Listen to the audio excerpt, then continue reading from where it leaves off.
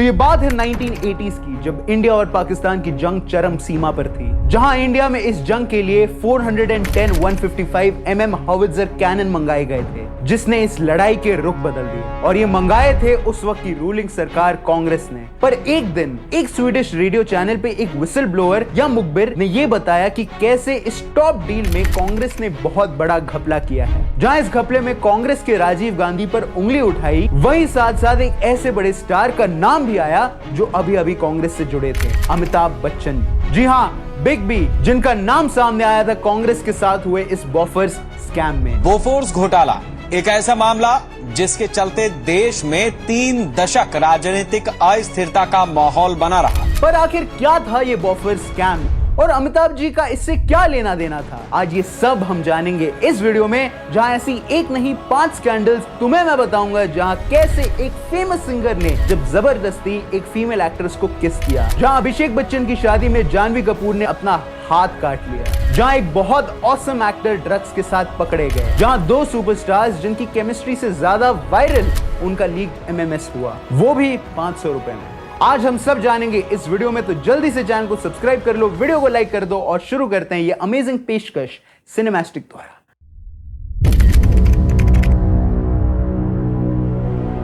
तो हम सब अमिताभ बच्चन जी को जानते हैं, ये भी कि उनका एक बेटा भी है, जिसे अगर सही से ढंग की स्क्रिप्ट्स मिल जाए तो वो कमाल भी दिखा सकते हैं। जहां अभिषेक के पास सब कुछ है, घर है, पैसा है, गाड़ी है, बॉलीवुड में सबसे ब्यूटीफुल उनकी वाइफ ऐश्वर्या राय है। जहां इन दोनों की शादी होने से पहले सल्लू भाई ने काफी दिक्कत तो डाली, पर उससे बड़ी दिक्कत तब हुई जब शादी के दिन जानवी कपूर इन दोनों की शादी में पहुंची और अपनी नस काट ली। तो ये बात है 20 अप्रैल 2007 की, जहां कुछ टाइम डेट करने के बाद ऐश्वर्या और अभिषेक ने साथ में शादी करने का डिसीजन लिया और उन्होंने एक प्राइवेट मैरिज अरेंज की, जिधर ज्यादा लोगों को इनविटेशन नहीं किया। एंड सब सही था, पंडित जी मंत्र पढ़ रहे थे, शहनाई बज रही थी, तभी वहां एक बिन बुलाई मेहमान आ गई, जानवी कपूर। मैं ये जानवी की बात नहीं कर रहा, वैसे असल में एक मॉडल जानवी कपूर की बात कर रहा हूं। और जानवी ने वहां आकर बोला कि ये शादी नहीं हो सकती, क्योंकि अभिषेक बच्चन ने मेरे साथ 2006 में 1 साल पहले ही शादी कर ली है। तभी रंग में भंग डालने आ गई जानवी,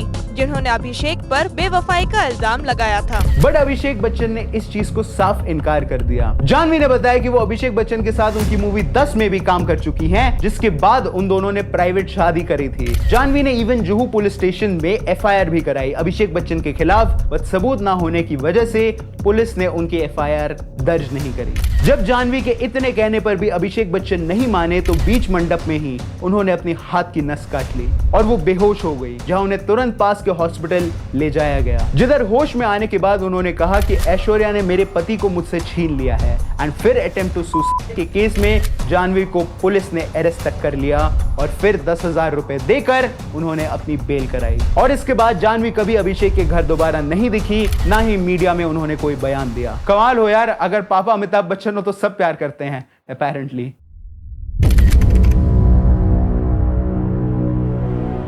तुम लोग मिका सिंह को तो जानते ही होगे। I mean, ऐसा कोई बंदा मुश्किल से ही होगा जिसने इनके गाने नहीं सुने। I love this song, Mika बाजी, क्या फूक के लिखा था ये। तो मिका सिंह, जिनका ढिंका चिका, मौजा ही मौजा, मस्त कलंदर जैसे कई गाने फेमस हैं। हालांकि 2006 में उनका नाम खबरों में आया जब उन्होंने एक फीमेल एक्ट्रेस को जबरदस्ती असॉल्ट और किस किया। तो बात है 11 जून 2006 की, जब मिका सिंह अपनी बर्थडे पार्टी बॉम्बे के एक रेस्टोरेंट में दे रहे थे, जिधर उनके काफी दोस्त आए हुए थे और एक ऐसी एक्ट्रेस आ रखी थी जिन्हें शायद कोई भी अपने बर्थडे पर नहीं बुलाना चाहेगा। मैं बात कर रहा हूँ राखी सावंत के बारे में। राखी सावंत, जो अपने बोल्ड स्टेटमेंट, अपने अजीब बातों और अपने बोल्ड डांस के लिए जानी जाती हैं, वो भी उस दिन उस पार्टी में मौजूद थी। सब एकदम मस्त जा रहा था, लोग नाच रहे थे, पीछे जाटा का छोरा बज रहा था कि तभी मिका सिंह ने जबरदस्ती राखी सावंत को पकड़ के उन्हें किस कर दिया।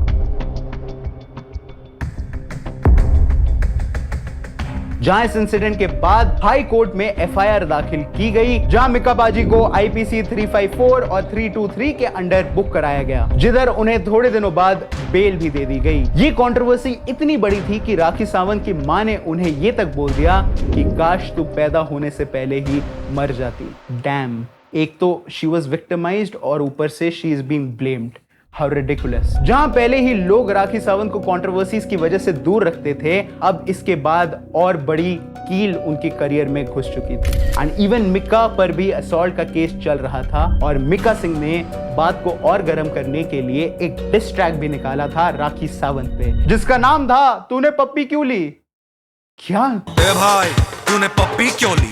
ए भाई कृष्णा एमी में तुम अभी बच्चे हो लाला, मिका पाजी करके छोड़ चुके हैं ये। बट फिर कुछ टाइम बाद राखी सावंत और मिका सिंह दोबारा टच में आए और उन्होंने डिसाइड किया कि इस केस को क्लोज करना है with the consent of Rakhi Sawant. जहां मिका सिंह ने कोर्ट में बताया कि मेरे बर्थडे पर मैंने सारे दोस्तों को मना किया था कि मुंह पे केक मत लगाना और किसी ने नहीं लगाया, पर राखी सावंत नहीं मानी और उसने लगा दिया, तो इसीलिए उसे सबक सिखाने के लिए उन्होंने उसे जबरदस्ती किस कर दिया। हे भगवान मिका भाई, please higher a better lyricist, I mean a lawyer first. Anyway, court ने राखी सावंत का कंसेंट लिया और फाइनली मिका सिंह को इस केस में क्लीन चिट मिल गई।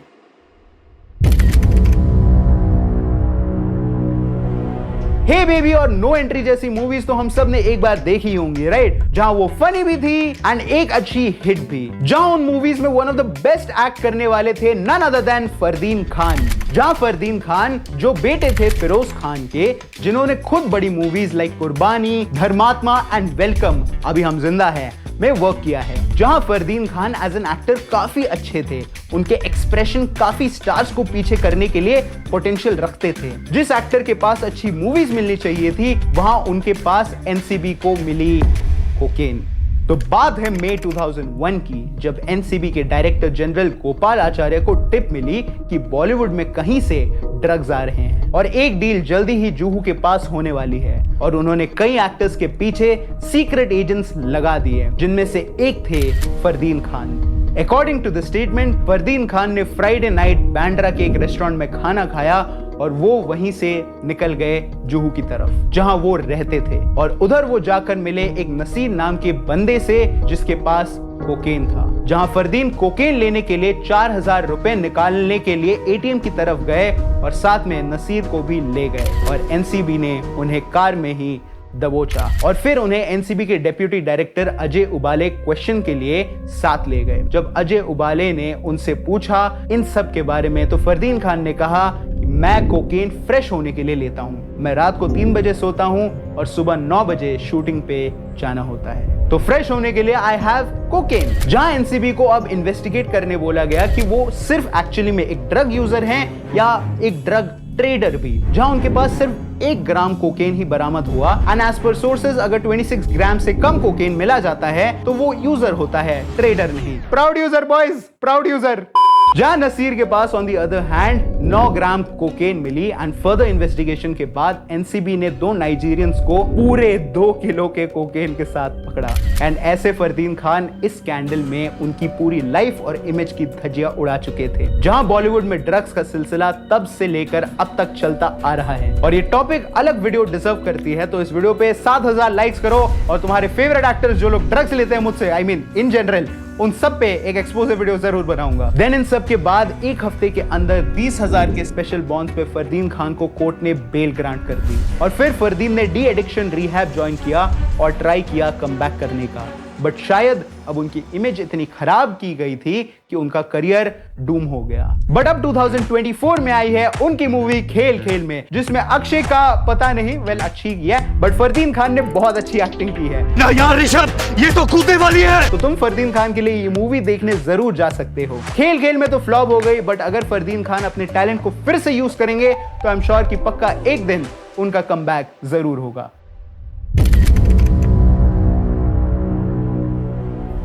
तो तुम लोगों ने इम्तियाज अली की कई मूवीज में से जब वी मेट तो जरूर देखी होगी, which was beautifully written and balanced movie, ना कि overrated like Rockstar. Just kidding, sorry, माफ करना। जब वी मेट में उसका डायरेक्शन काफी बेस्ट था, उसका music and Mohit Chauhan sir की आवाज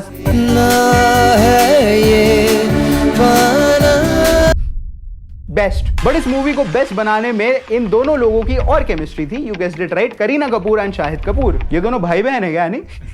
जो दोनों काफी पॉपुलर कपल रह चुके हैं, जो शायद बॉलीवुड के टॉप 10 कपल्स में भी आते हैं। जहां करीना कपूर फैमिली से हैं एंड उन्होंने K3G में पू जैसे रोल से खुद की लेगेसी को बनाए रखा है। एंड सेम फॉर शाहिद, वो हो ना हो बट शाहिद का रोम कॉम एरा कोई टॉप नहीं कर सकता। बट एक टाइम था जब इन दोनों की केमिस्ट्री नहीं, एक वीडियो भी वायरल हुआ था जिसमें ये दोनों एक दूसरे के साथ क्वालिटी टाइम स्पेंड कर रहे थे, यानी एक MMS, और वो सिर्फ 500 रुपए में मिली थी। तो ये बात है 2004 की, जब एक न्यूज पे एक ऐसी खबर आई जिसने सबको खड़ा करके छोड़ दिया। वो था करीना कपूर और शाहिद कपूर का MMS, जहां ये दोनों एक दूसरे को किस कर रहे थे, मुंह चाट रहे थे। आई डोंट नो वो क्या था, मैंने नहीं देखा है, बट न्यूज वाले पूरा दिन यही चलाते रहते थे। तुम टीवी भी नहीं देख सकते थे घर वालों के साथ बैठ के। एंड सबसे बुरी बात ये थी कि दोनों ने ढंग से किस भी नहीं की थी यार।